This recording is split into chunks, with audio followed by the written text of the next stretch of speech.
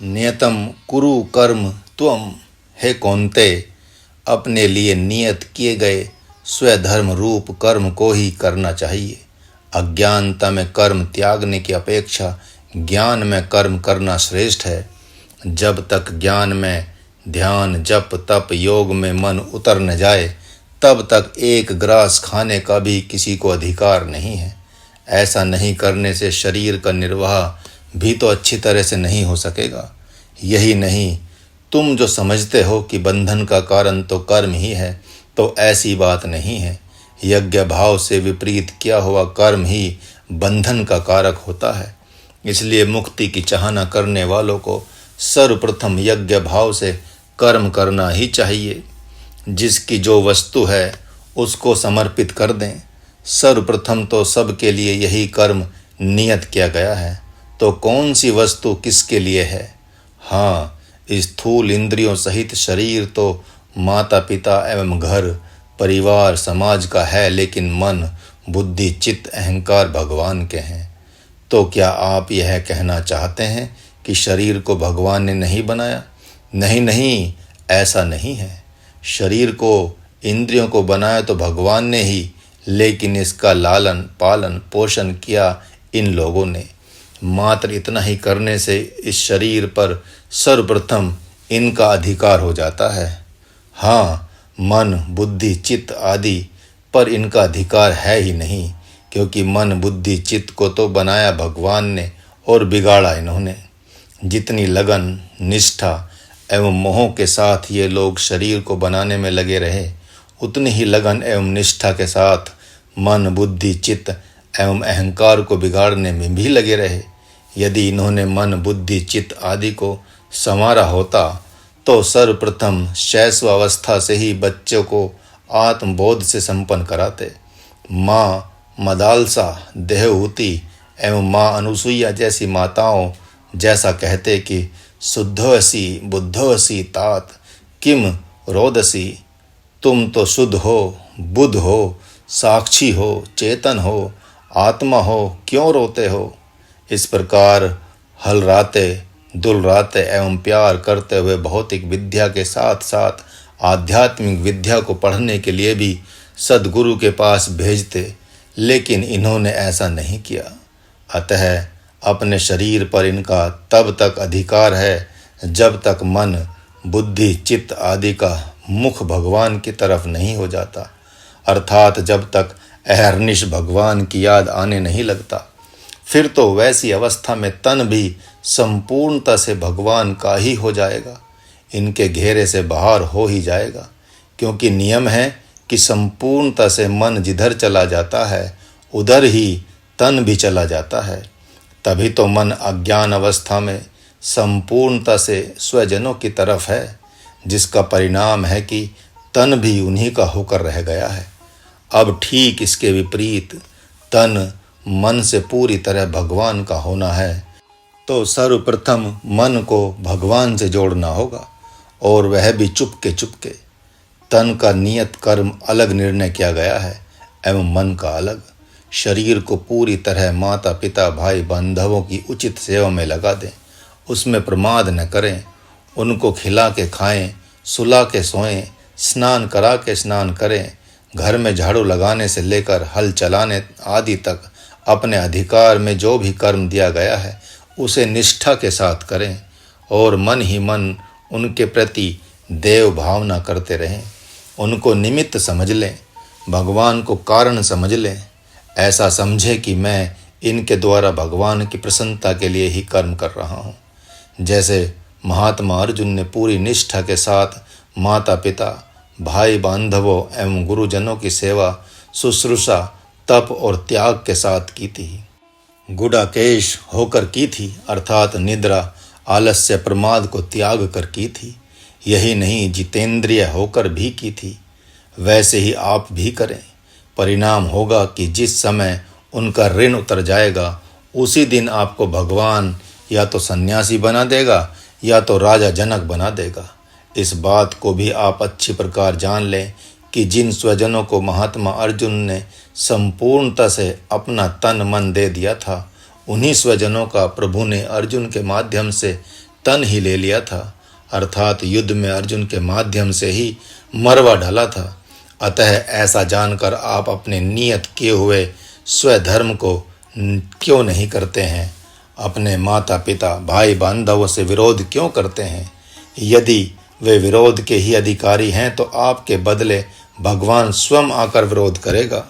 यदि कोई कहता है कि अत्याचार करने वाले की अपेक्षा अत्याचार सहने वाला अधिक पापी होता है, तो भक्ति पक्ष में ऐसा कहना ठीक नहीं है, क्योंकि ध्रुव प्रहलाद ने स्वयं अत्याचार सहन किया है। उन्होंने भगवान का भजन किया है, अपने मन से, और माता पिता तथा स्वजनों की सेवा की है उनके मन से। यदि आपके तन का कोई दुरुपयोग करता है तो कितने दिन कर पाएगा? प्रभु उस दुरुपयोगी का तन ही आकर कभी छीन लेगा। महात्मा अर्जुन के तन का मानो कौरवों के साथ साथ गुरुजनों ने भी खूब दुरुपयोग किया। तभी तो भगवान ने आकर अर्जुन के ही तन के माध्यम से उन लोगों के तन को धराशायी करा दिया। यही नहीं, प्रभु ने देखा कि इस जितेंद्रिय महावीर को, अपने धर्म में रहने वाले परम त्यागी पुरुष को, उसके बाल बच्चे भी खूब सताएंगे, उसके तन का खूब दुरुपयोग करेंगे। अतः अभिमन्यु के साथ साथ उसके सारे पुत्रों के तन को भी छीन लिया तथा उसको ऐसी भूमि पर लाकर खड़ा किया जहां उसका दुरुपयोग करने वाला कोई नहीं था। परिणाम हुआ कि अंतिम चरण में महाराज युधिष्ठिर के साथ ही उसने सदा सर्वदा के लिए संन्यास ले लिया। अपने प्रति निश्चित किए हुए कर्तव्य कर्म का अध्ययन करना चाहिए। कहीं आप पिता हैं, किसी के पास आप पुत्र हैं, किसी के पास आप शिष्य हैं, तो किसी के स्वामी भी हैं। अतः पिता, पुत्र, शिष्य, स्वामी आदि सब का स्वधर्म क्या है, यह जानना होगा। मन माना तो आपको करने की छूट दी ही नहीं गई है। गृहस्थ आश्रम में रहना भी टेढ़ी खीर ही है। तभी तो राजश्री, हरिश्चंद्र, रघु, रंतिदेव, युधिष्ठिर आदि महात्माओं पर भारी दुख आ पड़ा था। हाँ, यह बात अलग है कि नियत कर्म एवं स्वधर्म को वे सब जानते थे, अतः उन्होंने उस दुख को दुख नहीं समझा। यदि आप अपने धर्म के अनुसार नहीं रहते हैं तो आप ही पाखंडी एवं ढोंगी हैं। किसी गेरू वस्त्रधारी से प्रारब्ध की विवशतावश कोई अपराध हो जाए तो सब चिल्ला पड़ते हैं और कहते हैं कि कैसा ढोंगी था, साधु वेश बना रखा था और असाधु का कर्म करता था। लेकिन भगवान तो आपको भी कहीं उस साधु से विशेष गया गुजरा मानते हैं, क्योंकि वह तो कभी कभार असफल हो जाता है, परंतु आप तो अभी भगवान के विद्यालय में नाम ही नहीं लिखवाए हैं और कहते फिरते हैं मैं ब्राह्मण हूँ। मुर्गीशाला खोल रखे हैं, गोवध हो रहा है, भक्त सताए जा रहे हैं, तो भी बिल्ली की तरह घर में बैठे रहते हैं और कहते हैं मैं क्षत्रिय हूँ। चोरी करके खाते हैं तो भी कहते हैं कि मैं वैश्य हूँ। कहते हैं मैं शूद्र हूँ, परंतु भिक्षा मांगकर जीविका चलाते हैं। यह आपका कैसा धर्म है? श्यामानंद ने कहा, गुरुजी, इनकी कुंडलिनी शक्ति जागृत हो गई है। महाराज ने कहा, नहीं नहीं, ये पागल हो गए हैं। उसने कहा, कैसे? इसलिए कि बक बक किए जा रहे हैं। जिस युवक के विषय में श्यामानंद कह रहा था वह वहीं बैठा था। उसने कहा, मैं 9 वर्ष से गायत्री का जप कर रहा हूँ। महाराज ने कहा, अच्छा अच्छा अच्छा, इसी से पागल हो गए हो, इसी से नींद नहीं आ रही है, इसी से तुम कह रहे हो कि घोर अशांति हो गई है। किस गुरु से तुमने गायत्री मंत्र की दीक्षा ली थी? उसने कहा, टीवी के सीरियल में देखा था। महाराज ने कहा, तो टीवी से पूछो कि मैं पागल क्यों हो रहा हूँ, नींद क्यों नहीं आ रही है, अशांति क्यों हो रही है। लहसुन प्याज खाते हो, होटल में खाते हो? उसने कहा, जी। महाराज ने कहा, तो अभी तक तुम्हारा सिर फटा नहीं?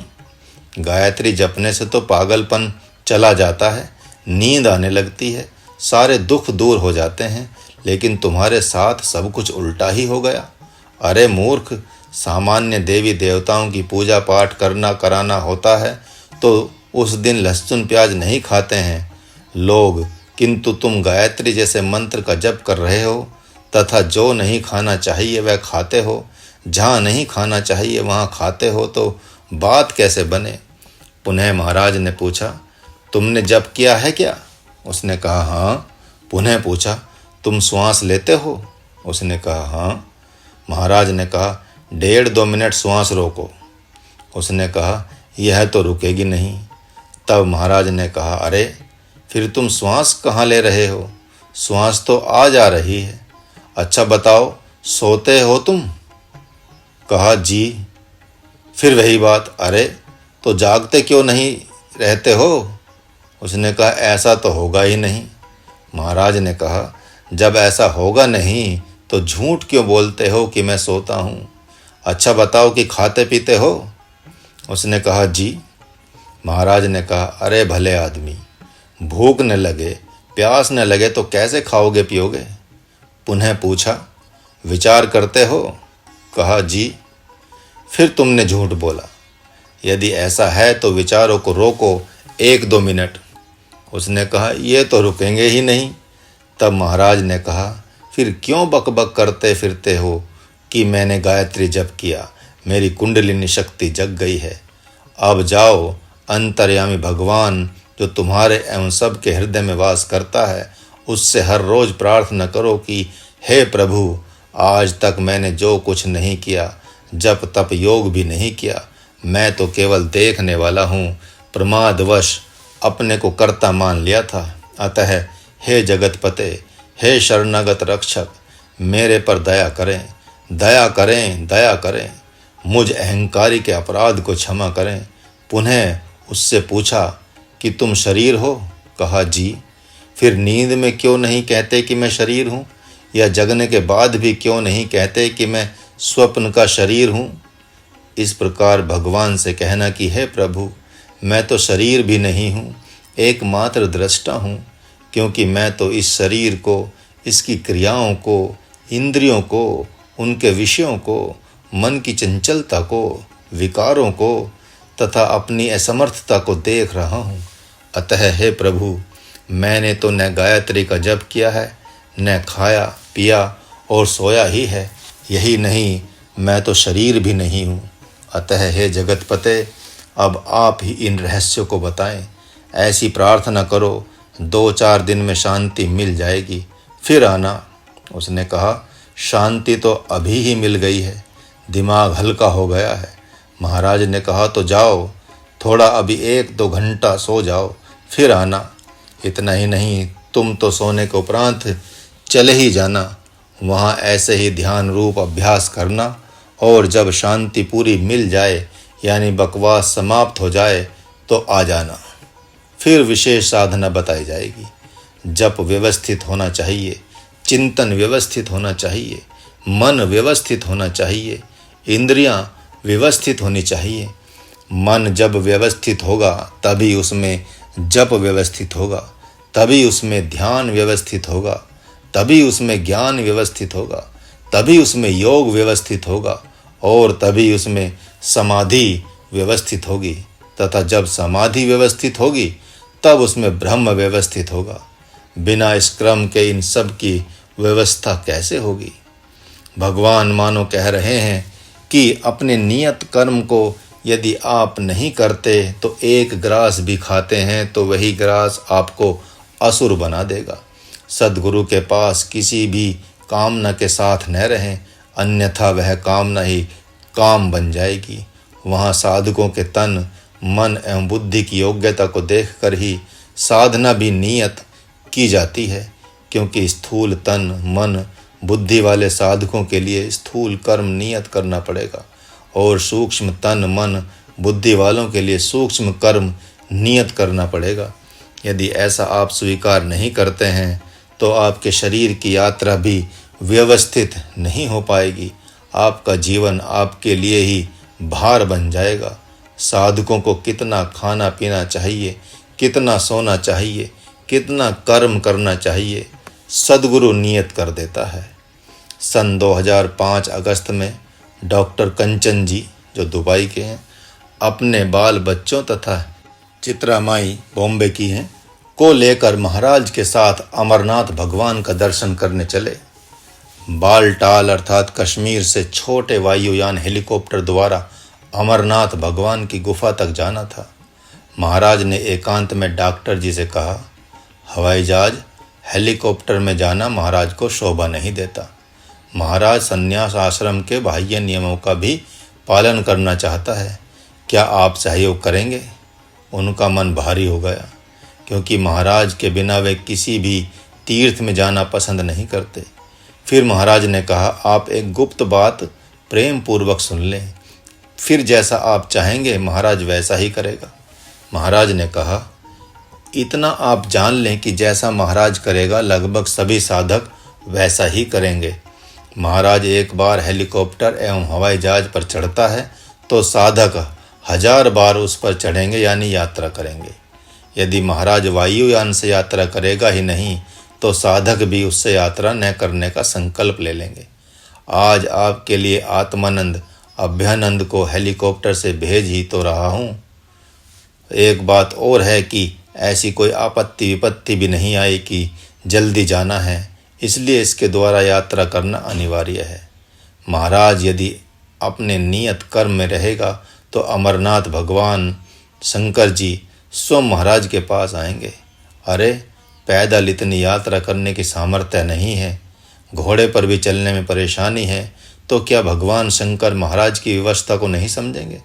डॉक्टर जी ने सहर्ष बात मान ली और वे लोग भगवान का दर्शन करके चले आए। महाराज वहीं बालटाल में ठहर गया था। एक दिन भक्त ने कहा, अब मेरा छोटा बच्चा भी मुझे धक्के देकर निकालना चाहता है। महाराज ने कहा, अच्छा ही तो है, तभी तो आपको नियत कर्म याद आएगा। आत्मानंद ने कहा, आपके लिए रास्ता खोला भगवान ने इस बुढ़ापे में। कम से कम आपने संन्यास नहीं लिया तो आकर यहाँ संतों के बीच सेवा करते हुए रहना चाहिए। ऐसा तो करते नहीं आप, और बाल बच्चों पर शासन कर रहे हैं। भगवान ने आपके लिए नियत किया है कि जब बच्चे बुद्धिमान हो जाएं, तब घर बार भाई बांधवों हित मित्रों का भार उन पर सौंप कर संतों की सेवा करें। वहाँ जप तप एवं सत्संग के माध्यम से समय बिताएं। यदि ऐसा नहीं करेंगे तो वही बच्चे आपका काल बन जाएंगे। जो अमृत है वही विष बन जाएगा। शरीर की यात्रा पूरी नहीं हो पाएगी।